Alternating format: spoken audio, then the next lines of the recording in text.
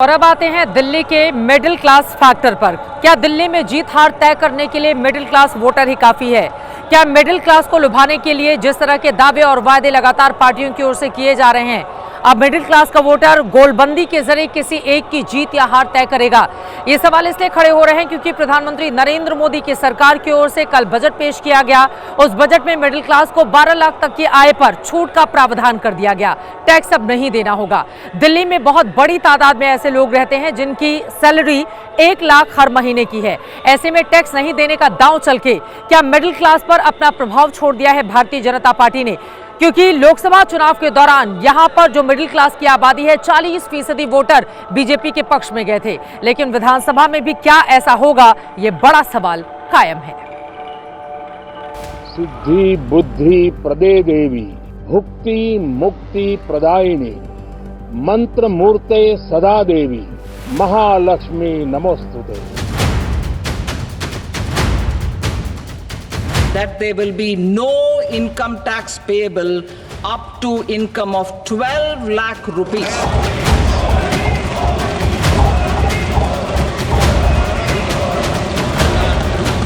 पूछा तो कल ही जाने लगा था कि मोदी सरकार ने आम बजट में मिडिल क्लास पर जो 12 लाख रुपए की टैक्स फ्री मेहरबानी की है, क्या उसका दिल्ली चुनाव से भी कोई गहरा रिश्ता नाता है? आज पिक्चर साफ हुई जब प्रधानमंत्री मोदी ने दिल्ली के आरके पुरम में चुनावी रैली की और कल के बजट का खास जिक्र छेड़ा। हमारी सरकार ने 12 लाख रुपए तक की आमदनी पर, इनकम पर इनकम टैक्स पूरी तरह जीरो कर दिया। जीरो। प्रधानमंत्री ने युवाओं की टैक्स फ्री सैलरी, बुजुर्गों की पेंशन, फ्री इलाज, सबका जिक्र किया। कहा यह गारंटी मोदी ही दे सकता है। मध्यम वर्ग के लोगों के हजारों रुपये बचेंगे। ये बजट मिडिल क्लास की जेब भरने वाला बजट है।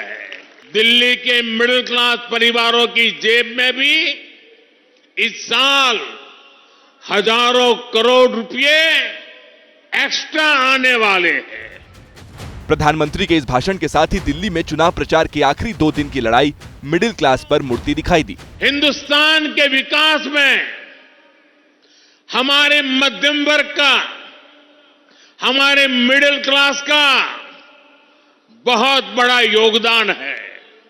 ये भाजपा ही है जो मिडिल क्लास को सम्मान देती है, ईमानदार टैक्स पेयर को पुरस्कार देती है।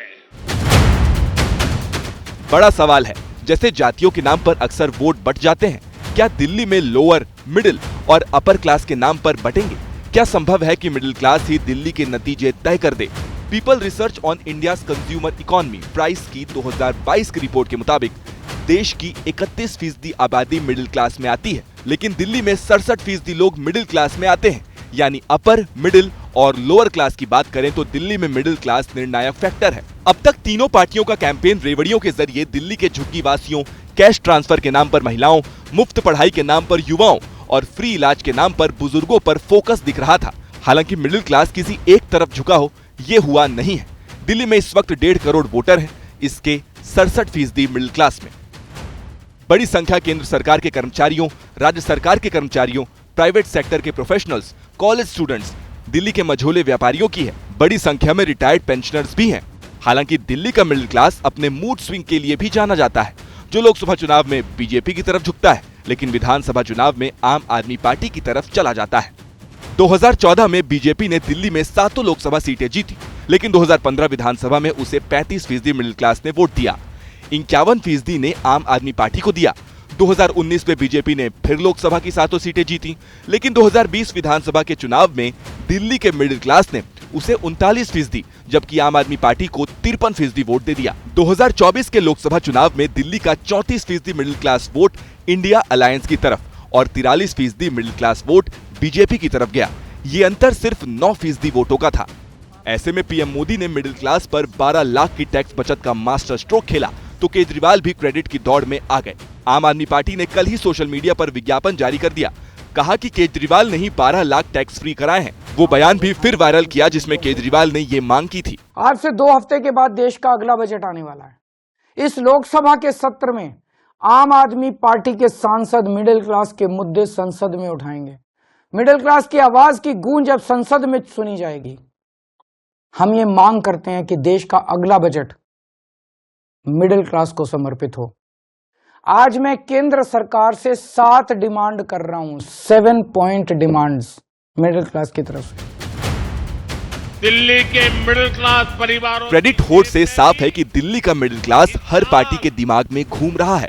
ये 5 तारीख को तय होगा कि मिडिल क्लास किधर जाएगा। कहीं पिछले 2 चुनावों की तरह केंद्र में मोदी और दिल्ली में केजरीवाल तो नहीं चुनेगा, या किसी एक तरफ झुकेगा।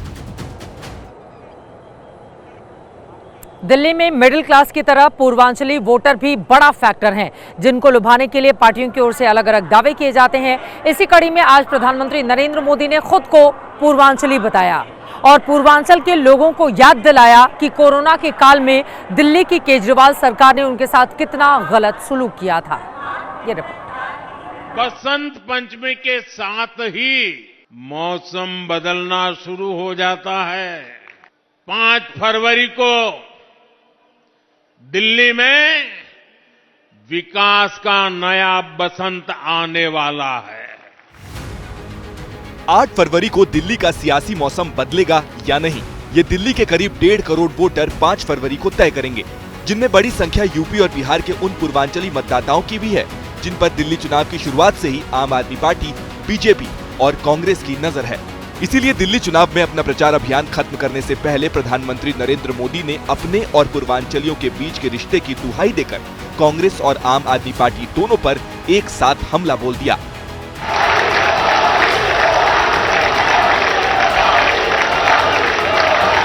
मोदी पूर्वांचल से सांसद बनकर के आया है।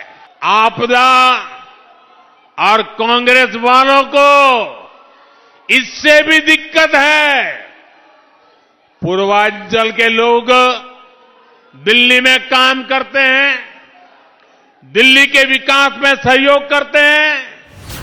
अपना और पूर्वांचल के बीच कनेक्शन याद दिलाने के बाद प्रधानमंत्री ने लगे हाथों दिल्ली में बसे पूर्वांचलियों को फ्लैशबैक में ले जाकर कोरोना महामारी के दौरान पूर्वांचली वोटरों को दिल्ली से हुए पलायन का दौर याद दिलाकर आम आदमी पार्टी को भी कटघरे में खड़ा कर दिया। जब कोविड आता है तो आपदा वाले अफवाहें फैलाकर, भय दिखाकर, झूठ बोलकर मेरे पूर्वांचल के भाई बहनों को दिल्ली से निकाल देते हैं। कोविड के नाम पर दिल्ली छोड़ने के लिए मजबूर करते हैं।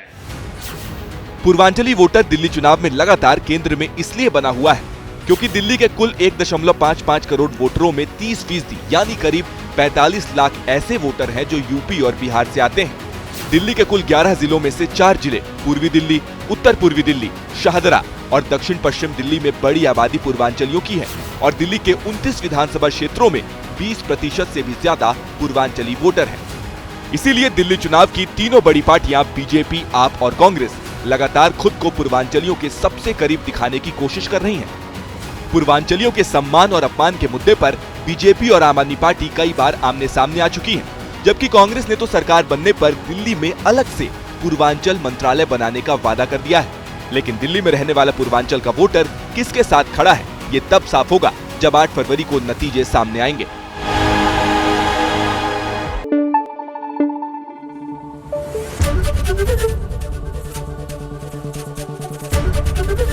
एबीपी न्यूज आपको रखे आगे।